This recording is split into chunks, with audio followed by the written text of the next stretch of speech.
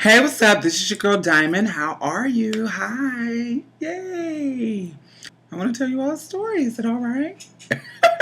Now, hold on. This story is a story of trickery and deceit. Now, I do not want to hear any bullshit about how dangerous tricking and all that stuff is. I am a grown transgender woman and I do know the dangers. But in my younger days, I was known for disregarding those dangers a few times. But as I have gotten older and mature, I have learned not to disregard those dangers as much. So I do not want to hear anything. It's just for story purposes. All right? Good job. So when you are in high school, your first day of high school is stressful. Especially if you are a teenager that is somewhat out the box. If you are overweight, if you are little, if you are gay, if you are something that is socially out of the norm, then your first day of high school is going to be like a drag. This was the beginning of the change from my humble old being to the glorious spectacle that you see before you. So this was the beginning of that. So, it just was an interesting time. My very first class, go figure, was gym. I have never been into sports. So as you can imagine, gym was not one of my favorite classes. So, when gym started, and I'm sitting there with all the boys, I'm looking. Soon as activities start, I'm sitting my ass on the bleachers like this.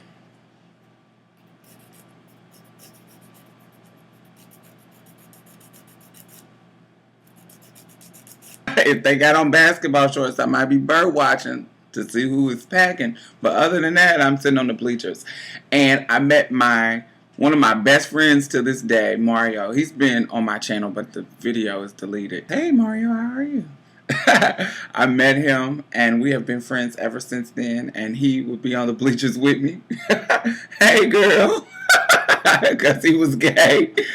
And we'd be sitting there just talking and chit-chatting. But you have to pass gym in order to graduate. So at the end of the class, not at the end, but like by the middle, my one of my teachers, the gym teacher, he would say, he told us that if you guys want to pass, all you have to do is after all the boys are done doing their activities, y'all clean up, like, pick up the equipment, pick up the balls, and, put the stuff up. And I won't give y'all an A, but I'll pass y'all. I'll give y'all a D. And it's like, okay, we can do that. But he said we have to dress in our gym clothes. We didn't, before, we didn't dress in our gym clothes. We just sat on bleachers. What the fuck? We're trying to be cute. But he said you have to dress in your gym clothes and you have to clean up after everybody. Okay, we can do that. So we got our D to pass the class. Anyway, I just want to give you how my day always started from the beginning of high school. It started with gym. Over it. Each day that I would come out of gym and get to the main hallway, the very first day when I come around the corner, I bump into, at the time, one of the finest dudes I have ever seen in my life. His name, at the time, his name was Deron Ford. I go this way and I say, boom. Oh, I'm sorry. Now, at this time, I was little, and he was big, because he was a senior and I was a freshman. And he said, "Oh, it's cool," and walked off. When I bumped into him, he walked off.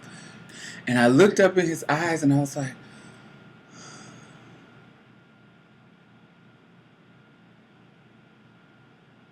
and I was smitten. From that day forward, I would be in that area every day just to see him walk past. So now, from that day, he was cool. But from that day forward, I learned that he was an arrogant asshole. He was a singer, but all the girls liked him, and he was an arrogant asshole. You would hear conversations with girls about how fine he is, and me and Mario would be talking about how fine he is. You know, the girls. He graduated. That was my freshman year. He graduated, and I never saw him again. You know, probably like 1 or 2 times with him coming back to the school and seeing, you know how you come back to your high school like after you graduate.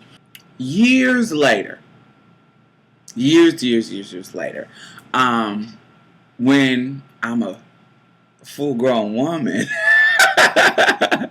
a lot had changed. My look had changed. Everything had changed. In Indianapolis, after you leave the club, whether it be the gay club or the straight club, the only thing that is open to eat is White Castle. So everybody, gay, straight, goth, white, black, whatever, would be at the White Castle because the inside was open. It wasn't just drive-through. It was, you can go in there and hang out. So there have been many clashes and fights and stuff at the White Castle just based on the fact that there's so many different mixed type people. So anyway, I come into the White Castle. Now, this is where everybody comes. You got to understand. So you are looking your best on this event. This is a test of your womanhood. This is everything. So when you walk in the room, if the straight boys is like, "Ugh, that's a man," then you know that you ain't really passable. But if you come in and they like, "Damn, what's up, baby girl?" Da da da, you done got through.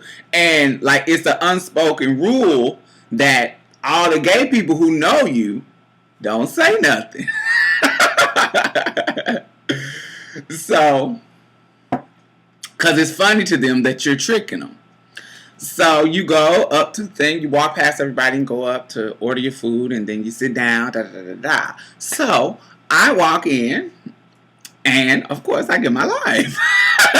Everybody's chit-chatting and talking, blah, blah, blah, blah, blah. The trade is like, "Damn, red bone, what's up, light skin, da da da da da da." And as I walk in, I look up, and once again, I see Mr. Duran Ford.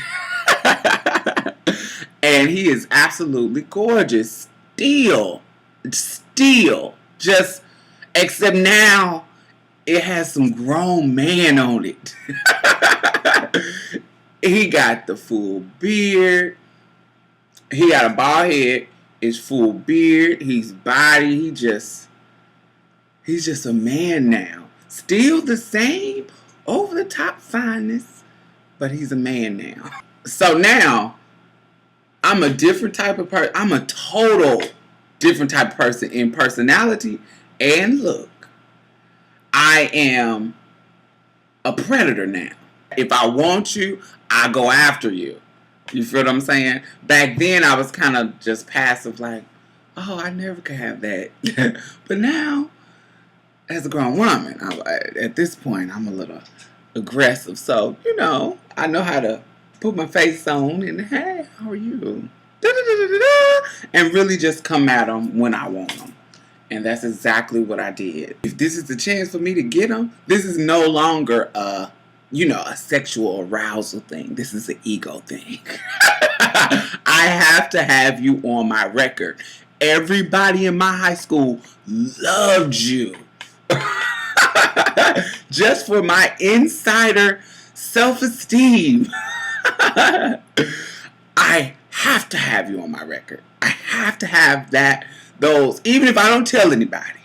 I have to have those bragging rights in myself for my self-esteem. So I could just say, oh yeah, I remember the rhyme for it in my mind. Check. I walked past him. He said, what's up? I said, hey, how you doing? What school did you go to? And he says, our old school. And I said, oh, okay. He said, did you go there? I said, no, I went to some opposite school. And he was like, oh, okay. I said, well, you look really familiar. And And he was like, yeah, I played on the basketball team and When you graduated, I was like 99.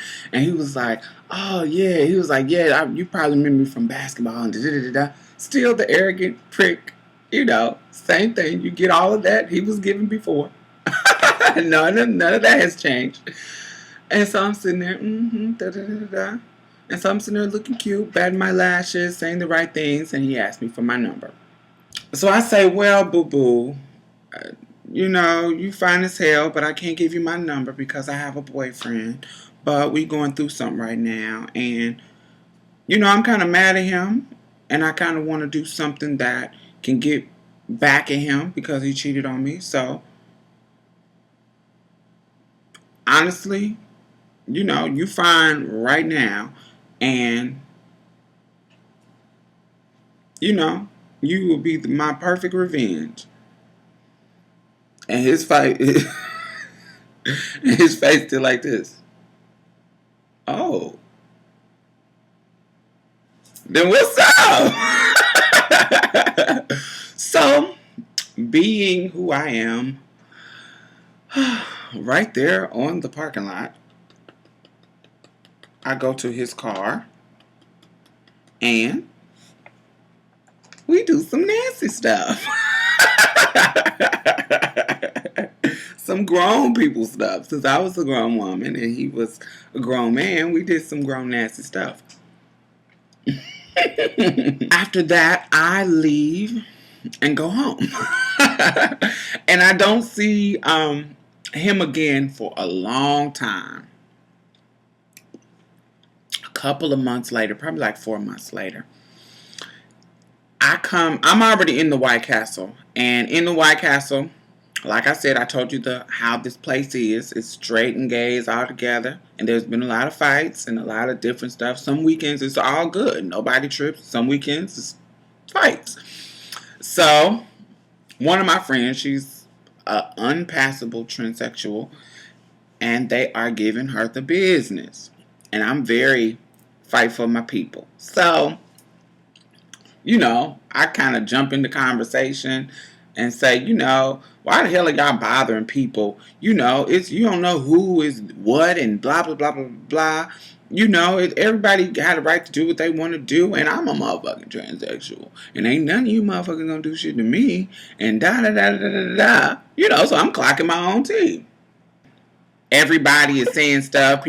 Nobody is like in fighting mode, but everybody's saying shit. You feel what I'm saying? It's getting loud. Everybody's saying shit from across the room. And some people saying stuff over here. People saying stuff funny, laughing. It's just kind of heated.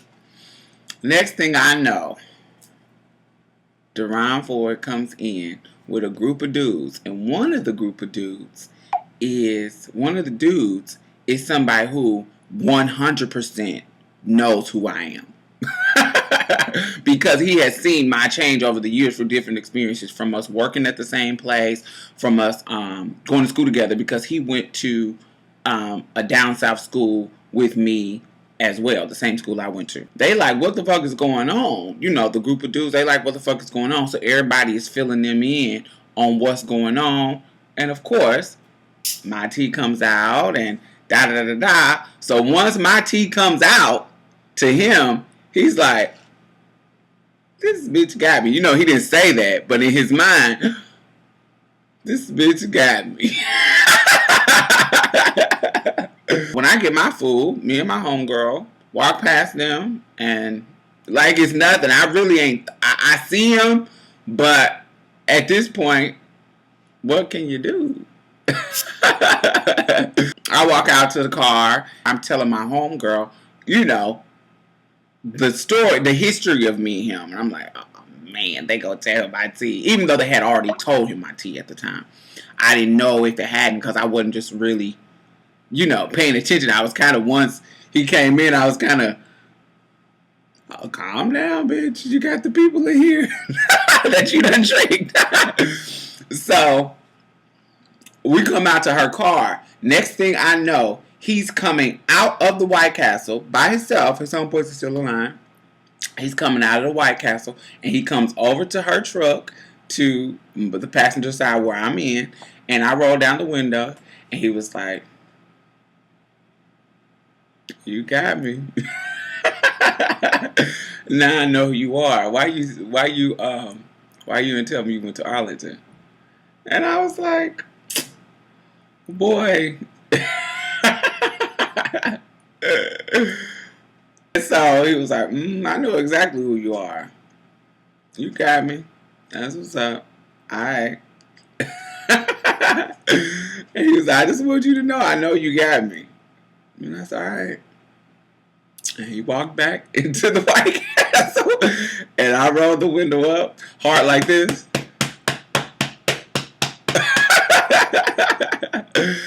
And my homegirl is busted out laughing, just cracking up. So I do not see Deron Ford ever again after that. And it was a funny experience of tricking.